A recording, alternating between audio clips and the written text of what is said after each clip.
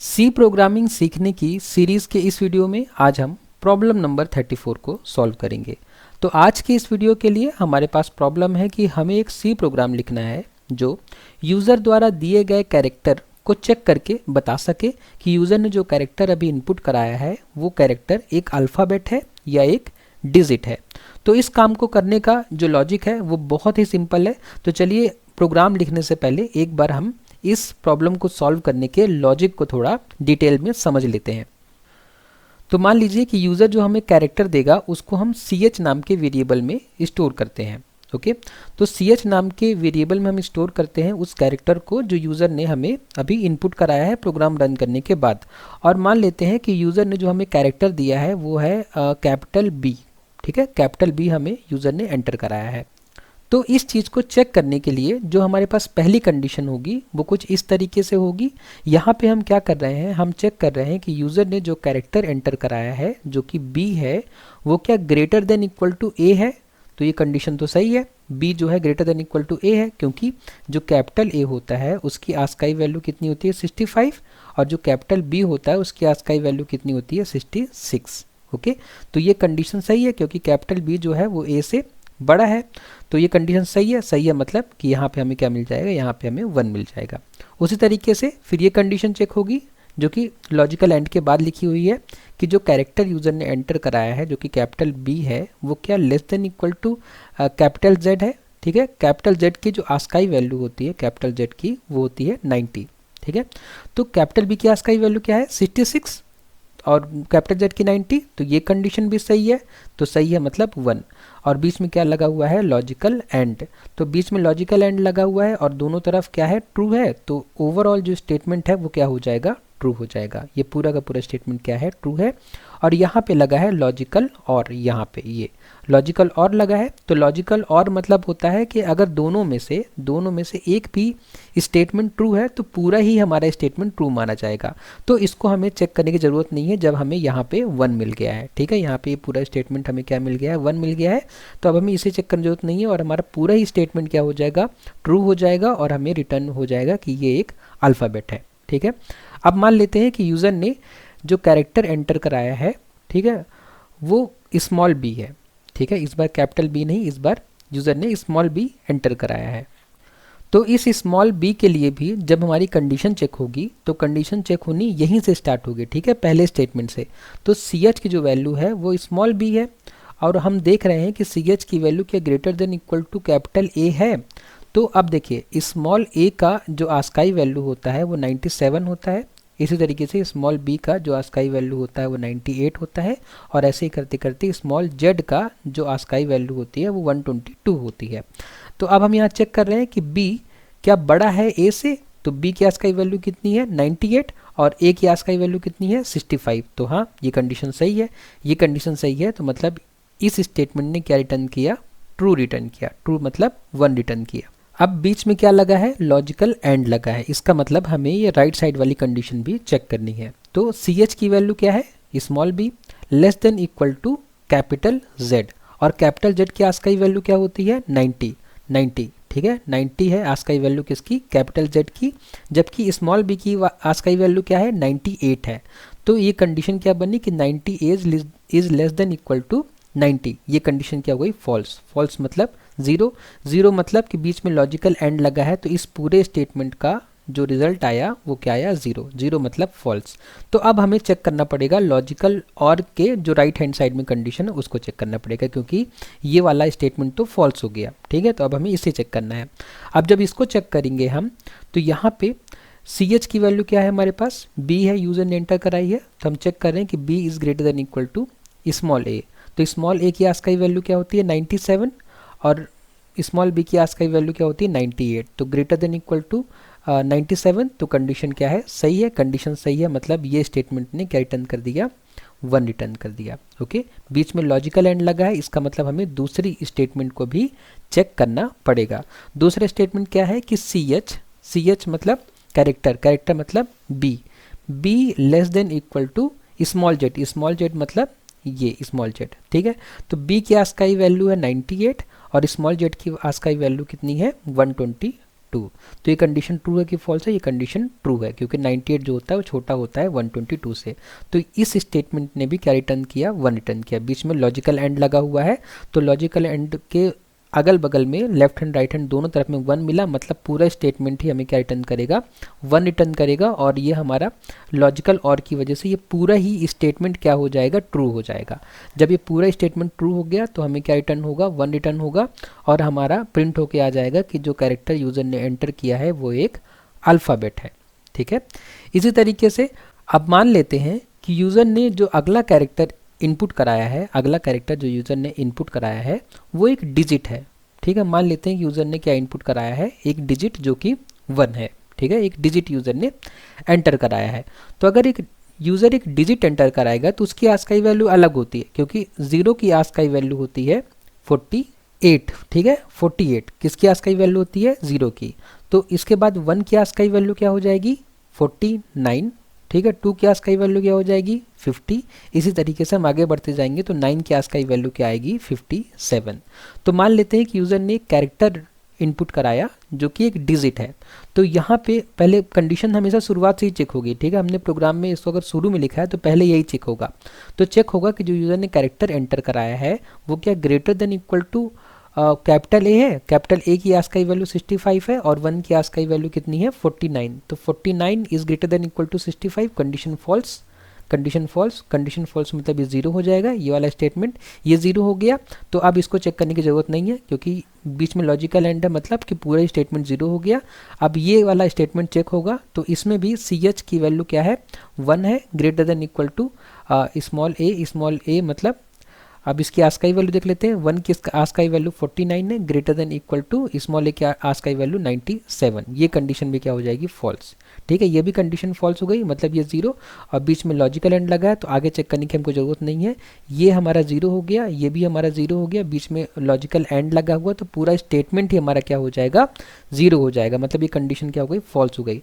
तो हम आगे जाएंगे और आगे जाके चेक करेंगे कि क्या जो गिवन कैरेक्टर है वो 0 और 9 के बीच में है। यहाँ पे 0 और 9 के बीच में, तो हाँ हमारा जो गिवन कैरेक्टर है वो 0 और 9 के बीच में है, इसलिए ये कंडीशन सही हो जाएगी, ये वाली कंडीशन, और रिटर्न हो जाएगा कि जो गिवन कैरेक्टर है वो क्या है? डिजिट है। ठीक है, अब मान लीजिए कि यूज़र जो कैरेक्टर देता है वो कोई स्पेशल सिंबल होता है। ठीक है, स्पेशल सिंबल हम मान लेते हैं जैसे कि @ तो @ की जो आस्काई वैल्यू होती है वो होती है 64। ठीक है, वो हमारा जो कैपिटल ए होता है उसके जस्ट पहले होता है। ठीक है, तो @ की आस्काई वैल्यू 64 होती है। तो जैसे कि हम यहाँ समझ चुके हैं, ये कंडीशन भी गलत हो जाएगी, ये भी गलत हो जाएगी और ये भी गलत हो जाएगी। जब सारी कंडीशन गलत हो जाएगी तो हमारा जो मैसेज प्रिंट होके आएगा वो होगा the character is neither N alphabet और अ डिजिट। ठीक है, तो इस तरीके से हमारा ये लॉजिक जो है काम करेगा।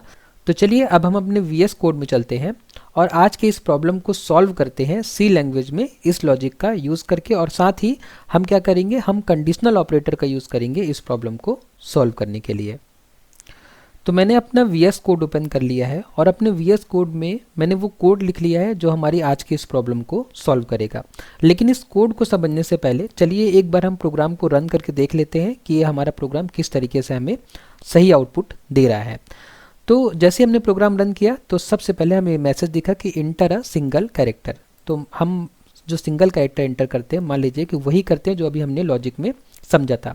कैपिटल B मैंने एंटर कराया, तो जैसे ही मैंने एंटर की प्रेस की तो मुझे जो मैसेज मिला वो मिला कि the character capital B is an alphabet. एकदम सही आउटपुट है हमारा। इसी तरीके से मैं प्रोग्राम फिर रन करता हूँ और इस बार मैं इनपुट में देता हूँ स्मॉल b। ठीक है, एंटर किया मैंने तो हमें जो मैसेज मिला the character small b is an alphabet. एकदम सही आउटपुट आ रहा है हमारा। एक बार मैं और रन करता हूँ, रन करने के बाद इस बार मैं कैरेक्टर देता हूँ, मान लीजिए कि 1। तो जो हमें आउटपुट मिलेगा वो मिलेगा कि the character 1 is a digit. एकदम सही आउटपुट है हमारा, बढ़िया प्रोग्राम चल रहा है। एक बार फाइनली इसको मैं रन कर लेता हूँ। इस बार मैं एंटर कराता हूँ कैरेक्टर @ जो कि हमारा स्पेशल कैरेक्टर है।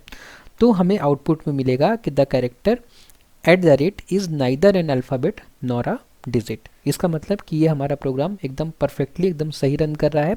तो चलिए अब हम क्या करते हैं, इस प्रोग्राम को डिटेल में समझते हैं।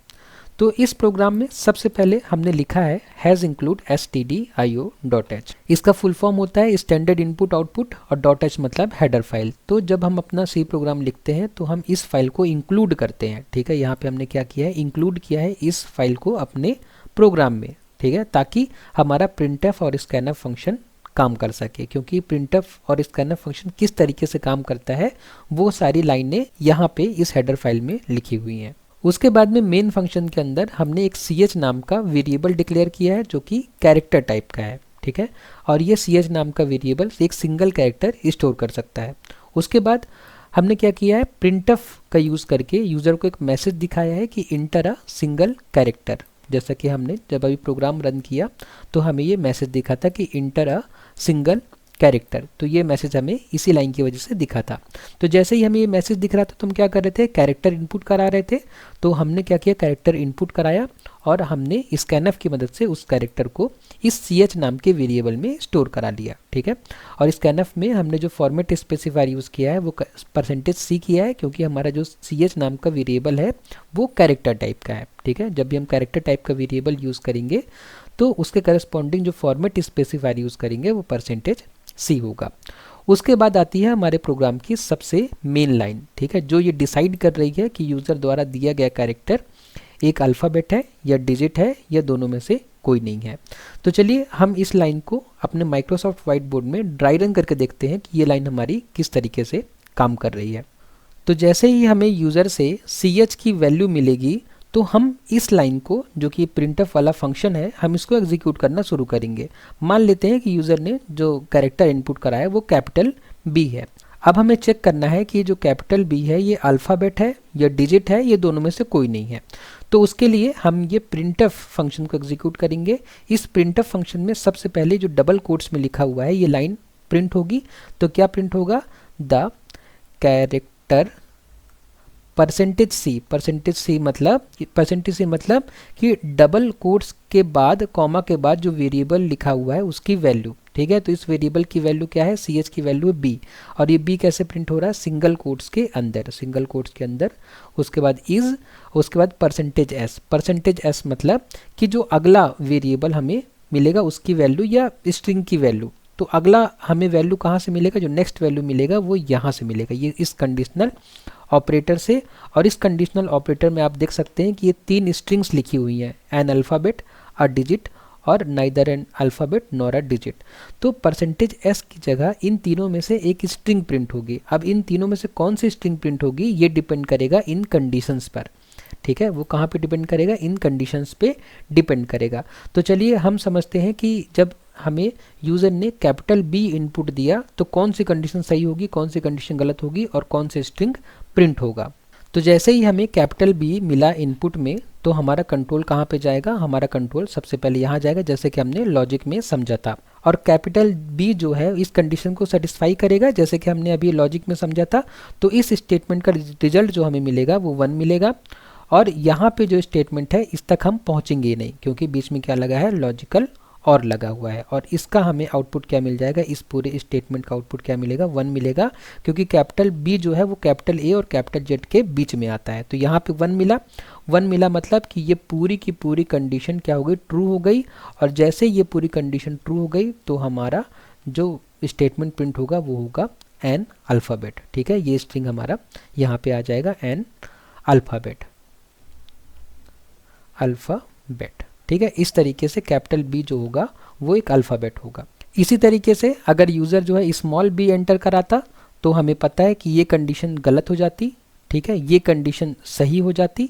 तो बीच में लॉजिकल और लगा है मतलब ये पूरी की पूरी कंडीशन सही हो जाती। तो फिर प्रिंट होके आता एन अल्फ़ाबेट, मतलब character small b is an alphabet.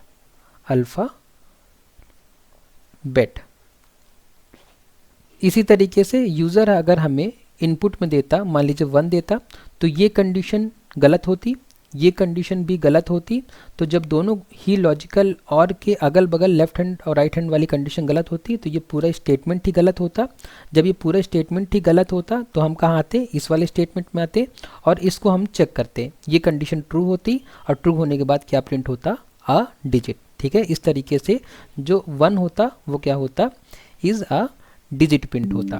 ठीक है, इसके बाद अगर मान लीजिए यूज़र जैसे @ इनपुट कराता तो @ ये भी गलत होता, ये कंडीशन गलत होती, यहाँ पे ये 00 ये भी कंडीशन गलत होती ये वाली।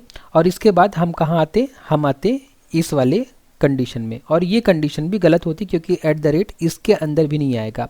तो ये कंडीशन जब गलत होती तो ये हमें कहाँ लेके जाता, यहाँ पे neither N alphabet nor a digit. ठीक है, तो इस तरीके से अगर स्पेशल कैरेक्टर है तो ये वाला मैसेज प्रिंट होके आता। तो इस तरीके से ये हमारा कोड काम कर रहा है, कंडीशनल ऑपरेटर काम कर रहा है, और इतना प्रिंट होने के बाद हम रिटर्न 0 कर देते हैं, हमारा प्रोग्राम एंड हो जाता। तो इस तरीके से हम फाइंड कर सकते हैं कि यूज़र ने जो हमें कैरेक्टर इनपुट कराया है वो एक अल्फ़ाबेट है, एक या एक डिजिट है, ये दोनों में से कोई नहीं है। इस प्रोग्राम में अगर आपको कोई डाउट है तो प्लीज़ मुझे कमेंट बॉक्स में बताइए। नेक्स्ट वीडियो में जब हम मिलेंगे तो हम इस वीडियो सीरीज़ की नई प्रॉब्लम को सॉल्व करेंगे। वीडियो को लास्ट तक देखने के लिए धन्यवाद।